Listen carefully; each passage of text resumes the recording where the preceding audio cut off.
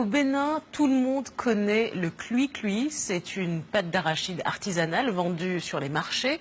Régis Ezin a décidé de lui donner une nouvelle image. Changement de format, de packaging. Son cuit-cuit s'affiche désormais sur les réseaux sociaux et ses ventes explosent. Regardez. À Cotonou, dans les centres commerciaux, la star du rayon épicerie, c'est le cuit-cuit. Aujourd'hui, 3 personnes sont mobilisées pour proposer une dégustation. Objectif, faire la promotion du produit. Vous connaissez les produits, on est en promo. 4 produits, vous avez encore droit à soit du cajou, soit du garlic lait de bouquet. 4 sachets achetés, 1 offert. C'est l'offre du jour. Une opération indispensable pour booster les ventes. Généralement, 1 à 2 fois par semaine, on va dans des supermarchés ou dans des points de vente où nos produits sont distribués. Et avec notre équipe commerciale, on essaye de promouvoir les produits, d'être présent, d'assurer une présence, d'être au contact des clients. Cela fait maintenant 2 ans que ces produits d'un genre nouveau ont envahi les rayons des supermarchés. Derrière ce concept, un ancien rappeur reconverti dans l'agrobusiness, Régis Ezin, a décidé de tout miser sur ce produit typiquement béninois. À l'origine, le cuit-cuit, c'est une pâte à base d'arachide. Il est fabriqué de façon artisanale, à main nue et à la force des bras. Comme beaucoup de Béninois, Régis Ezin a l'habitude d'en manger depuis l'enfance. Un produit connu de tous dont il a pressenti le potentiel. C'est une recette qui est très populaire au Bénin et qui malheureusement n'a jamais été modernisée. Et j'ai trouvé qu'il y avait un challenge. C'était intéressant de pouvoir rendre ça plus fin. Plus fin, plus beau, plus esthétique et de pouvoir redonner envie aux gens de le manger fièrement. Plus fin, plus beau, plus esthétique. Régis Ezin a fait le pari de moderniser le cuit-cuit pour fabriquer un produit rentable. Et cela commence par un processus de fabrication qui respecte les normes sanitaires.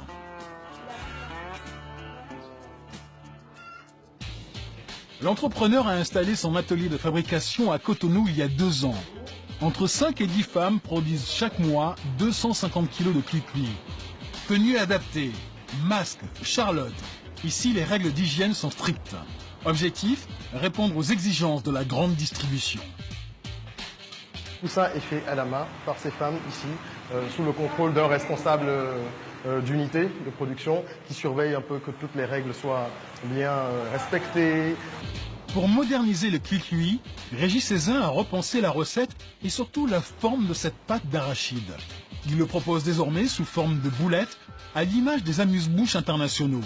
Un aspect plus alléchant pour les consommateurs.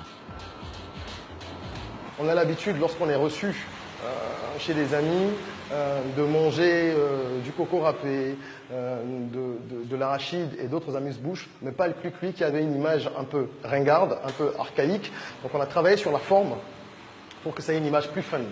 On a travaillé sur la forme, les petites boules, tout de suite elles ont fait leur effet, les gens ont trouvé que c'était original, les consommateurs ont adopté le produit très vite.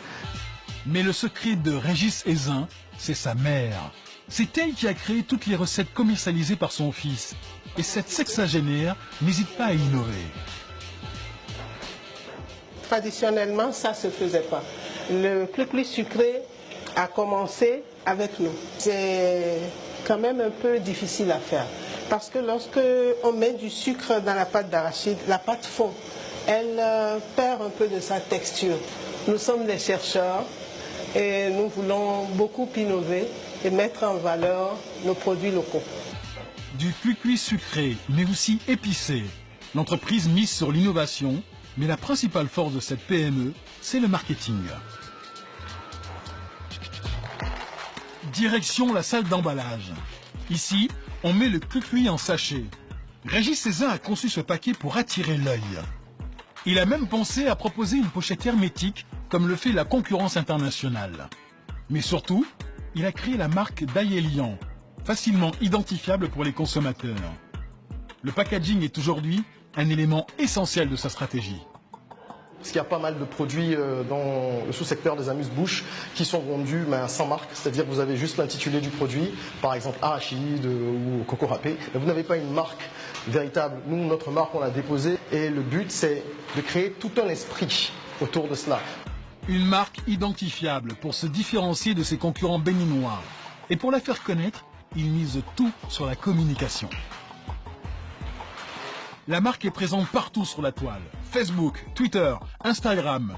La cible, c'est la classe moyenne urbaine et connectée. Mais Régis Cézanne a décidé de passer à la vitesse supérieure. Dans ce café chic de Cotonou, il tourne son tout premier spot publicitaire. Et il a mis les moyens. Figurants, maquilleuses, réalisateurs et caméramans. Une quinzaine de personnes sont réunies. Objectif, avoir une publicité de qualité pour la diffuser à la télévision. Et pour cela, il ne laisse rien au hasard. On a dit prendre les produits de haut, prendre des plans du packaging des produits, parce que c'est des trucs qu'on va utiliser. Ok, mais déjà la disposition qui est là, c'est bon. C'est pas mauvais, on peut garder ça. L'entrepreneur est tendu. Et il y a de quoi. Chaque mois, la communication lui coûte entre 500 et 600 000 francs CFA. Et pour ce clip, le chef d'entreprise a visiblement dépensé sans compter. Pour le coup, ça s'élève à combien de francs CFA? J'ai pas trop envie de le révéler. Qui dit originalité, dit donc coût supplémentaire. C'est plus cher qu'un spot traditionnel, mais le jeu en vaut la chandelle. Je pense que le résultat sera à la hauteur de nos espérances et que ça fera son effet. Grâce à cet investissement, il espère doubler ses ventes dans l'année à venir.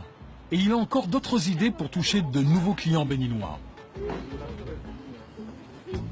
Sa dernière trouvaille, c'est la livraison à domicile.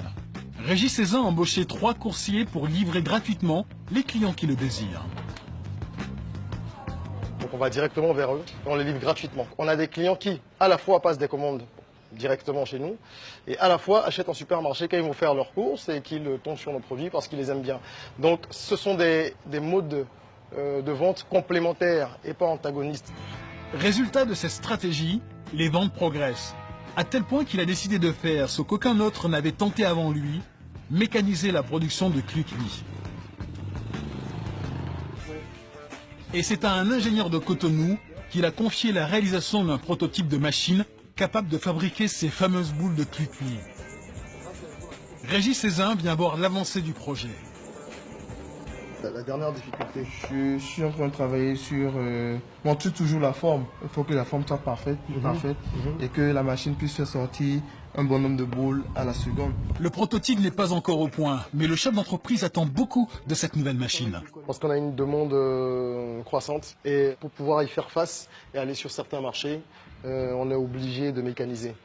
Avec cette machine, il projette de produire jusqu'à 26 kg de Clui-Clui par jour. C'est 3 fois plus qu'aujourd'hui. Car le rêve de ce jeune entrepreneur, c'est un jour d'exporter le Clui-Clui béninois vers le Nigeria et ses 180 millions de consommateurs.